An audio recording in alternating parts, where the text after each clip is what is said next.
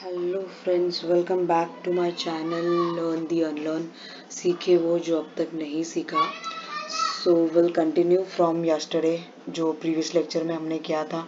जहाँ पर स्टॉप किया था वहाँ से आज शुरू करते हैं from scratch to hash series economic concepts. The usefulness और utility of this chapter, this lecture is, अगर आप वनडे टाइप के एग्जाम के लिए प्रिपेयर कर रहे हो, any of the teaching exams और यूपीएससी ऑप्शनल सब्जेक्ट्स भी आता है जिसमें इकोनॉमिक्स और कॉमर्स जैसे सब्जेक्ट्स है, वहाँ पर डायरेक्ट क्वेश्चंस आ जाते हैं। अगर कंसेप्ट बहुत अच्छे से क्लियर है तो एप्लीकेशन करने में प्रॉब्लम नहीं होती है। वनडे टाइप के एग्जाम्स है, टीचिंग एग्जाम्स है, जहाँ कहीं भी आपको ये टॉपिक्स मिले कि भाई ये टॉपिक्स आ रहे एग्जाम में, तो आप आसानी से इन लेक्चर्स के थ्रू उनको कंप्लीट कर सकते हो। एकदम बेसिक से हम लोग ने शुरू करा हुआ है। उसी के साथ में पार्ट 1 के लेक्चर को जो हमने कल किया हुआ था प्रीवियस लेक्चर में, बेसिकली उसको थोड़ा सा हम लोग रिवाइज करते हुए आगे की ओर बढ़ेंगे। So shall we start without wasting a time. Okay, ये this all you know that what we are going to cover. हमारा इसके अंदर एक ऑल अबाउट यूटिलिटी वाला जो रह गया था वो हम लोग मेन इस लेक्चर में उसको ले लेंगे। सो द वर्ड ओकिनोमोकीज विच मीन्स होम मैनेजमेंट, क्या था हमारा? Home management, that's a home management. आगे बढ़ते हुए नेक्स्ट स्लाइड में हमने देखा था the father of economics Adam Smith, who has talked about the wealth, invisible hand and laissez-faire where there is no control of the government। Wealth को हमने यहाँ पर और अच्छे से समझा था, the asset worth by own by the person. एक पर्सन अपने पूरे लाइफ टाइम में कितनी असेट को ओन करता है, ओव करता है, जिसका मालिकाना हक रखता है वो। फिर उसके बाद में हम लोग ने देखा था कि स्कैरसिटी क्या होती है, the short of supply, sorry, the short of supply, shortage of a time, जैसे कि समय की बहुत कटौती है, बहुत लिमिटेड अमाउंट में अवेलेबल है। वॉन्ट्स देखे थे हमने, इनफाइनाइट होते हैं। मीन्स आर कंपैरेटिवली लिमिटेड, जो हमारी ज़रूरत होती है वो फिर भी हम बोल सकते हैं कि थोड़े लिमिटेड है, लेकिन हमारे वॉन्ट्स बढ़ते ही रहते हैं। एंड इनको हम ग्रेड कर सकते हैं हमारी प्रायोरिटी के बेसिस पे, किसको? वॉन्ट्स को। फिर हमने ये चार्ट देखा था। After that we have seen the features of that, and lastly in the previous lecture we had discussed about water diamond paradox values, जहाँ पर हमने क्या अंडरस्टैंड किया था, एक लाइन में वो चीज़ जो बहुत मात्रा में अवेलेबल है लेकिन उसकी वैल्यू एक्सचेंज में नहीं आती है। On the other hand the second thing is very low in the use but the exchange value is very high due to what? Scarcity. Scarcity just now हमने अंडरस्टैंड किया है कि कोई चीज़ अगर फुल प्रचुर मात्रा में अवेलेबल नहीं है, अगर वो उपलब्ध नहीं है, तो उसकी क्या पड़ जाती है? कटौती। जैसे कि आज के टाइम में मैं एग्जाम्पल लूँ पीने के पानी के बारे में, क्योंकि पानी तो बहुत है समुद्र में, लेकिन सब खारा है, पीने के जैसा नहीं है, नॉट अ ड्रिंकेबल वाटर।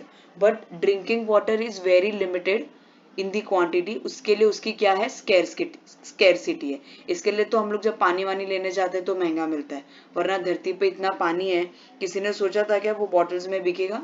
नहीं, लेकिन ऐसा हो रहा है। सो यहाँ तक हमने ऑलरेडी अपने प्रीवियस क्लास में किया था। आज बढ़ते हैं आगे। Okay, utility. आपने बहुत बार ये वर्ड सुना है कि यूटिलिटी क्या है। अपने स्कूल टाइम में आपने ऐसे सेंटेंस पढ़े होंगे, ऐसे क्वेश्चंस पढ़ा होगा कि define the utility of cotton, define the utility of water. तो बेसिकली यूटिलिटी है क्या? Where you are going to understand the power of that commodity. Now when I say commodity, तो कमोडिटी क्या है? कमोडिटी क्या है? कोई भी एक गुड्स, क्या है? कोई भी एक गुड्स है जिसको आप कंज्यूम करते हो, मतलब जब आप उसको खाते हो, कंज्यूम करते हो, जब आप उसका इनटेक करते हो, तो आपको वो कमोडिटी खाने से, वो गुड्स को कंज्यूम करने से, या आप कोई टाइप की सर्विस लेते हो, तो आपको ये सब चीज लेने से होता क्या है? मिल क्या रहा है आपको? आपको क्या मिल रहा है? आपको मिल रहा है सेटिस्फैक्शन। आपको क्या मिल रहा है? सेटिस्फैक्शन मिल रहा है।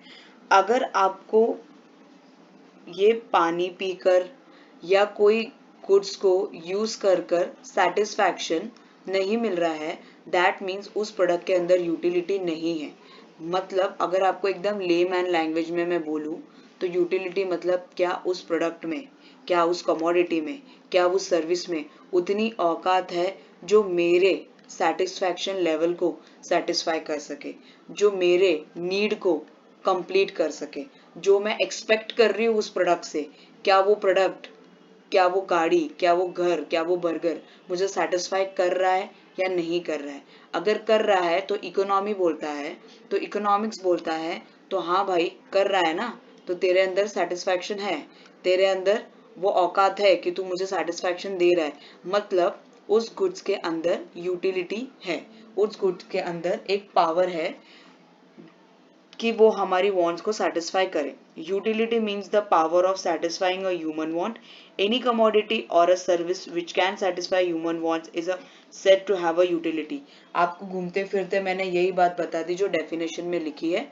अगर उस प्रोडक्ट के अंदर, उस कमोडिटी के अंदर, उस सर्विस के अंदर ह्यूमंस की जो इच्छा है, अगर वो सेटिस्फाई करने की, सेटिस्फैक्शन देने की क्षमता रखता है, कैपेसिटी रखता है, तो उसका मतलब है कि उस प्रोडक्ट के पास में, वो सर्विस के पास में यूटिलिटी है। Consumption of a goods or services depends upon the every product process with the power of satisfy human wants. The inner quality of a commodity which satisfy the inner commodity which satisfy the human want is called a utility. Let us move ahead. Now we have some characteristics of utility here कि भाई इसको features कैसे, हम कैसे पहचानेंगे कि utility है। जैसे कि हमारे कुछ कैरेक्टर्स होते हैं, गुण होते हैं, वैसे यहाँ पर इकोनॉमिक्स में आपको हर एक कंसेप्ट के फीचर्स मिलेंगे, कैरेक्टरिस्टिक्स मिलेंगे, कुछ अजम्पशंस मिलेंगे, कुछ एक्सेप्शंस मिलेंगे। जैसे जैसे हम आगे बढ़ते जाएंगे वैसे वैसे आपको कंसेप्ट्स को लेकर और क्लैरिटी आती जाएगी। And please share your feedback in the comment box after the video and please watch it till end. You will be getting the entire clear concept about the utility here. So where was I कि भाई satisfaction तो मिल गया, अब characteristics देखते हैं कि क्या है। पहले तो लिखा है utility जो है वो subjective है। यहाँ पर आपने दो टर्म्स हमेशा सुने होंगे स्कूल से लेकर, ऑब्जेक्टिव क्वेश्चन, सब्जेक्टिव क्वेश्चन। अब जरा याद करो कि भाई जो हमारे ऑब्जेक्टिव होते थे, ऑब्जेक्टिव क्वेश्चंस होते थे, जैसे कि फिलिंग द ब्लैंक्स था, मैच द कॉलम था, ट्रू फॉल्स था, ये क्या होते थे, सब सारे बच्चे इसका आंसर क्या लिखेंगे भाई, सेम लिखेंगे, क्योंकि ऑब्जेक्टिव है, सबके आंसर सेम होने चाहिए थे। अगर जरा से भी आंसर सेम नहीं होता था तो क्वेश्चन क्या हो जाता था, कैंसिल हो जाता था। और दूसरा साइड में क्या होता था, सब्जेक्टिव होते थे, मतलब ऐसे टाइप क्वेश्चन होते थे, शॉर्ट नोट होते थे, वन लाइनर होते थे। तो यहाँ पर क्या होता है कि बच्चे का आंसर डिफर करता था, बच्चे का जो आंसर होता था वो डिफर करता था, क्योंकि हर एक बच्चा अपने हिसाब से सेंटेंस को फ्रेम करके लिखता है। सेम वे अगर मैंने कहा कि यूटिलिटी सब्जेक्टिव है, इसका मतलब यूटिलिटी क्या होने वाली है भाई, it is going to vary from person to person, place to place, time to time, season to season, weather to weather, time to time, year to year. Are you getting my point? So utility क्या है भाई, अपनी subjective है, हर एक बंदे के हिसाब से, टाइम के हिसाब से, मौसम के हिसाब से ये बदलते रहेगी, अलग टाइम पे अलग सेटिस्फैक्शन देगी। अगर मैं एक छोटा सा एग्जांपल लूं, छतरी, अम्ब्रेला, बारिश में उसकी यूटिलिटी बहुत है लेकिन विंटर में उसकी यूटिलिटी नहीं है। इंडिया की बात कर रही हूँ मैं, अदर कंट्रीज में तो बर्फ वगैरह गिरती है तो वहां पर भी यूज होती है। समर में एक बार आप धूप में भी अम्ब्रेला को यूज कर लोगे, लेकिन ठंडी में इंडिया में कोई भी अम्ब्रेला यूज नहीं करेगा। Okay, the next characteristic is very with purpose. आपका जो पर्पस है उसके हिसाब से यूटिलिटी वेरी करेगी। अब भाई जिसको पढ़ना लिखना ही नहीं आता उसके लिए ये पेन और कलम क्या काम करने वाला है, कुछ नहीं, उसका कोई पर्पस ही नहीं यूज करने का। जो पढ़ता ही नहीं उनके लिए किताबें किस काम की, जिसको मोबाइल ही ऑपरेट करने नहीं आता उसके लिए मोबाइल भी कुछ काम का नहीं है। तो यहाँ पर मेरा पर्पस फुलफिल नहीं हो रहा है, इसलिए मेरी यूटिलिटी यहाँ पर वेरी करेगी। As I said in the previous point, भाई time to time, place to place, person to person vary करेगी। Utility vary with the ownership, भाई जो उसका मालिक है उसके ऊपर, उस प्रोडक्ट के ऊपर, उस कमोडिटी के ऊपर, उस सर्विस के ऊपर ज्यादा हक जता सकता है कंपेयर टू अदर पर्सन, क्योंकि वो उसका मालिक नहीं है। तो जैसे जैसे ओनरशिप चेंज होती है वैसे ही यूटिलिटी की क्लास भी चेंज होती जाती है। Utility need not be synonymous with the pleasure. आप यूटिलिटी और प्लेजर को एक जैसा ही टर्म है ऐसा नहीं बोल सकते, क्योंकि अगर मैं एग्जाम्पल लूं, इंजेक्शन जब आपको डॉक्टर देता है तो उससे आपको कोई यूटिलिटी मतलब आपको सेटिस्फैक्शन या समाधान नहीं मिल रहा है, लेकिन लेना जरूरी है, मेरा प्लेजर है, क्योंकि अगर लूंगी नहीं तो बीमार हूं तो ठीक नहीं हो पाऊंगी।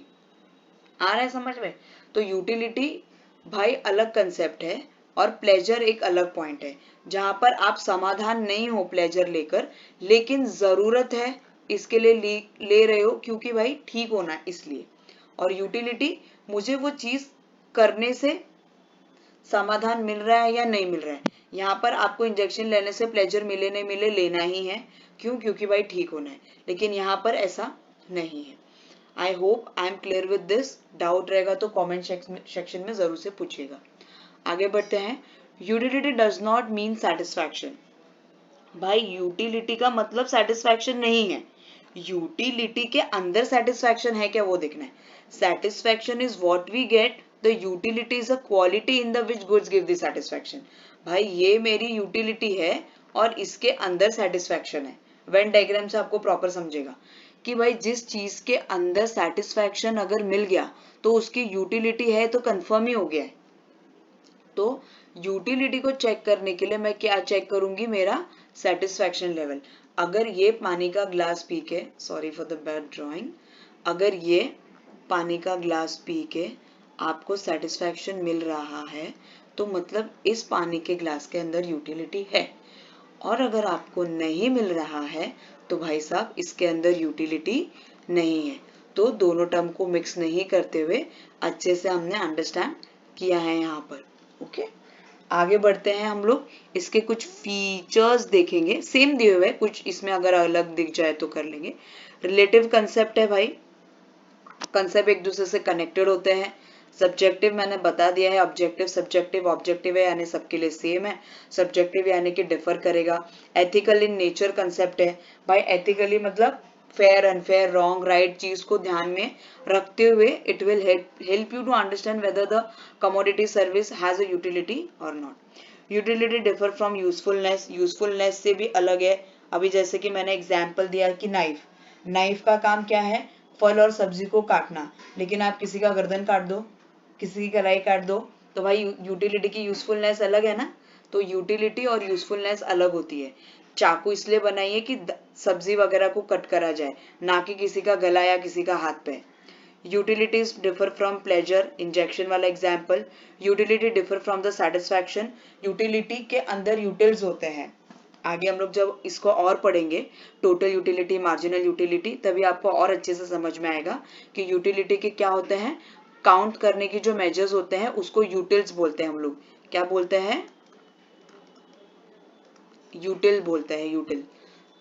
तो जब और आगे पढ़ेंगे तो समझ में आ जाएगा हमें। पर यहाँ पर क्या है भाई, सेटिस्फैक्शन से तो अलग है। आगे है measurement of utility, utility is hypothetical. Hypothetical यानी हाइपोथेटिक होना है कि किसी चीज की परिकल्पना करना, इमेजिनेटरी करना। यूटिलिटी को मेजर करना, काउंट करना वैसे ही है जैसे हम लोग कुछ हवा में गिन रहे, वैसा मतलब रियल कंसेप्ट नहीं है। यूटिलिटी को गिनना पॉसिबल नहीं है। ऐसा नहीं बोल सकते कि मैं एक गिलास मुझे पानी पीने के बाद में 5 यूटिलिटी मिली, 10 यूटिलिटी मिली, 2 यूटिलिटी मिली, 3 यूटिलिटी मिली, ऐसा मैं नहीं बोल सकती हूँ। इसके लिए उसको कैलकुलेट करना कैसा है भाई, थोड़ा हाइपोथेटिकल है, पर एक काल्पनिक है। वास्तव में ये चीज हो नहीं सकती, वास्तविक घटना के साथ इसका कोई लेना देना नहीं है। यूटिलिटी इज अ मल्टीपर्पज, एक से ज्यादा पर्पस हो सकते हैं। अगर जैसे मैंने अम्ब्रेला की बात करी, विंटर में समर में अलग अलग टाइम पे यूज हो सकते हैं, तो यूटिलिटी के पर्पस मल्टीपल, एक से ज्यादा हो सकते हैं। इसमें एक अच्छा फीचर ये दिया है कि depends on the intensity of want. भाई कितनी तीव्रता से, कितने पागलपन से आपको जरूरत है उस चीज की, उसके हिसाब से भी आपकी जो यूटिलिटी लेवल है, आपका जो सेटिस्फैक्शन लेवल है वो बढ़ जाएगा। अगर आपकी इंटेंसिटी बहुत है, अगर मैं बात करूं कि आपको पेपर क्लियर करने की, आपको जॉब लेने की कितनी भूख है, कितनी इंटेंसिटी है, कितना आप पागलों की तरह उस चीज को चाह रहे हो, कितनी शिद्दत से आप उस चीज को चाहते हो, वो डिसाइड करेगा कि आपकी यूटिलिटी मेरे यूटिलिटी से कितनी डिफर करती है। सो क्या है यहाँ पर एक एक्स्ट्रा पॉइंट भाई, intensity of want. Utility is the base of demand. जब किसी चीज को आप डिमांड करते हो तो उस पर ये डिपेंड करेगा कि डिमांड के हिसाब से डिपेंड करेगा कि यूटिलिटी क्या है। अगर किसी चीज की डिमांड बहुत है मतलब वो चीज बहुत काम की है, बहुत यूजफुल है, इसीलिए तो उसकी डिमांड है ना। और अगर नहीं है मतलब उसकी यूजफुलनेस कम है, उसकी यूटिलिटी कम है, उसकी जरूरत कम है, इसके लिए डिमांड के ऊपर सारी बातें हमारी टिकी रहेगी। वैसे इकोनॉमिक्स में जाएंगे हम तो भाई डिमांड और सप्लाई ये ऐसे दो भाई या बहनें हैं कि भाई इनके बिना हमारा इकोनॉमी तो चलेगा ही नहीं।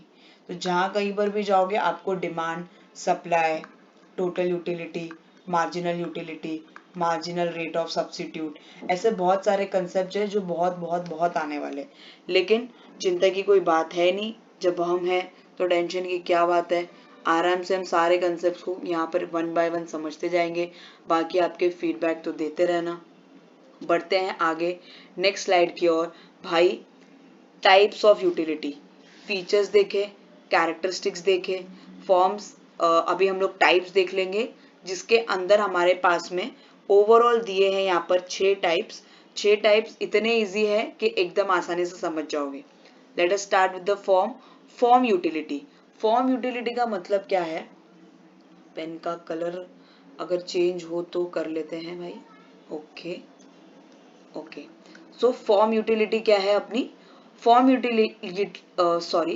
यूटिलिटी का मतलब है इन्वॉल्विंग चेंजिंग रॉ मटेरियल और putting parts together to make them something useful.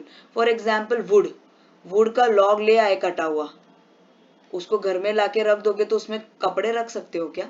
नहीं रख सकते हो। तो आप क्या करोगे, इस वुडन ब्लॉक को आप चेंज करोगे, इसके फॉर्म को आपने क्या किया, चेंज करा। आपने इसके फॉर्म को चेंज करा, ये वुडन ब्लॉक से आपने क्या बना दिया भाई, बना दिया कबट। कबट बना दिया। अब इस कबट के अंदर हम लोग कपड़े रख सकते हैं। तो आपको क्या करना है, किसी प्रोडक्ट को अगर आप यूटिलिटी यूज करना चाहते हो, उस प्रोडक्ट से सेटिस्फैक्शन लेना चाहते हो, तो जो जैसे अवेलेबल है हमेशा वैसे ही सेटिस्फैक्शन मिलेगा जरूरी नहीं है। तो यहाँ पर हमारे फॉर्म यूटिलिटी आ जाएगी। एग्जाम्पल यहाँ पर दिया हुआ है, जरूर से पढ़िएगा।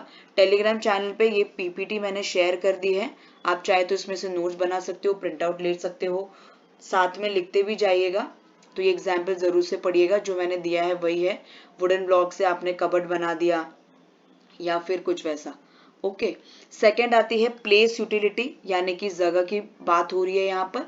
तो हम लोग किसकी बात कर रहे हैं भाई, प्लेस यूटिलिटी की।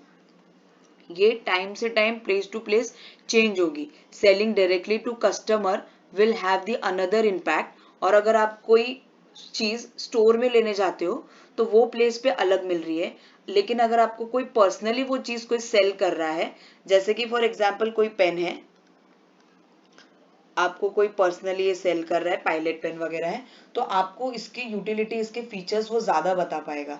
तो प्लेस भी डिफर करता है। कोई चीज इंडिया में बहुत बिक रही है तो हो सकता है फॉरेन में उसकी यूटिलिटी इतनी ना हो तो नहीं बिक रही हो। जैसे कि एक मस्त एग्जाम्पल है अपने पास में टपरवेयर।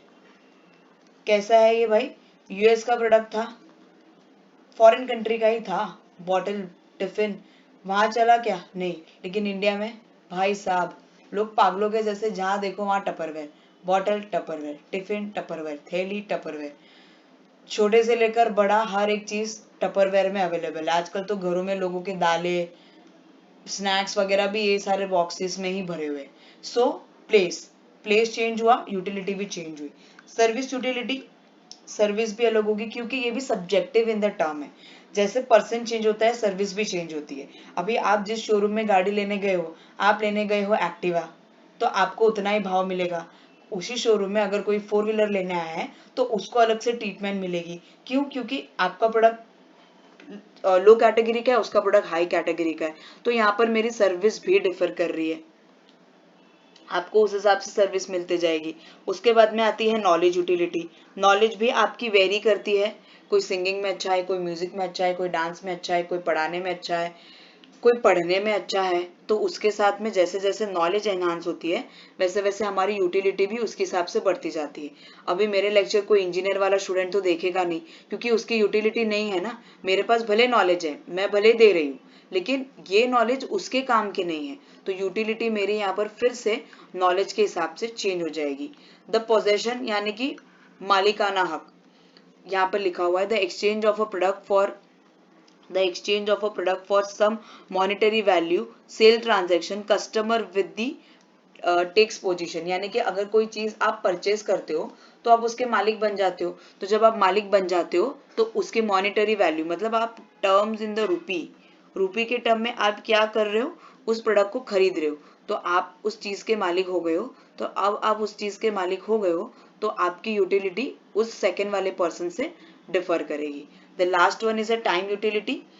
जो चीज की पहले डिमांड थी अब नहीं है। वॉकमैन पहले बहुत डिमांड में थे, अब टाइम के साथ में उसकी यूटिलिटी कम हो गई है। आजकल ऑनलाइन टीचिंग ज्यादा यूटिलिटी में आ गई है क्योंकि टाइम चेंज हो गया है। कोविड ने हम सबका हमारा सब कुछ बदल दिया है भाई। हम ब्लैक बोर्ड से लेकर पेन पेड पे आ गए हैं, फिर से ब्लैक बोर्ड से लेकर टैबलेट पेन पे आ गए हैं, क्योंकि भाई टाइम ने यूटिलिटी को फिर से बदल दिया है। Retailer offers the last supplier backpacks last summer near the, जैसे जैसे टाइम चेंज होता है, जैसे कि अभी रेनी सीजन वगैरह आएगा, अभी विंटर आ रहा है, तो भाई सॉक्स, जाड़े कपड़े, ये सब का टाइम आ गया है पहनने का, तो फिर से मेरी जो टाइम यूटिलिटी है वो बदलेगी। आई होप आपको ये सारे अच्छे से समझ में आ गए होंगे। एक बार फिर से आप एक्सप्लेनेशन सुन सकते हो, वीडियो को अपने हिसाब से फास्ट या स्लो स्पीड में भी सुन सकते हो। स्पीड फास्ट होगी तो भी कमेंट बॉक्स में जरूर से बताइएगा। सो पहली बार जुड़े हो चैनल से तो सब्सक्राइब करना, बेल आइकन दबाना। वीडियो पसंद आया हो, नहीं पसंद आया हो तो लाइक डिसलाइक करना। आप डिसलाइक करोगे तो मुझे दिखेगा, आपको नहीं दिखेगा। अपने यूजफुल लोगों के साथ में जो पढ़ना चाहते हैं, जो कॉन्सेप्ट्स को समझना चाहते हैं रूट से, उनके साथ में शेयर करिएगा। कमेंट जरूर से करिएगा जो भी आपका फीडबैक हो। यूट्यूब चैनल है, टेलीग्राम चैनल से जुड़ने के लिए भी यहाँ पर क्लिक करना है या फिर जाकर ढूंढना आप टेलीग्राम चैनल पे लर्न दी अनलर्न करके, तो आप वहां पर जुड़ सकते हो। मैं लिंक डिस्क्रिप्शन बॉक्स में भी डाल दूंगी और ये ईमेल आईडी है, यहाँ से भी आप कनेक्ट हो सकते हो। Last but not the list, consistency is the key. If you can't be consist that you can't be anything. अगर आप अपनी एक्टिविटीज को कंटिन्यू नहीं रखोगे, एक अच्छा डायरेक्शन नहीं दोगे, तो चीजों को अचीव करने में प्रॉब्लम आ सकती है और एक डायरेक्शन तक भी नहीं पहुंच पाएंगे। ठीक है, thank you so much for listening. जय Hind. See you soon in the next lecture. तब तक के लिए happy learning. Bye bye, take care.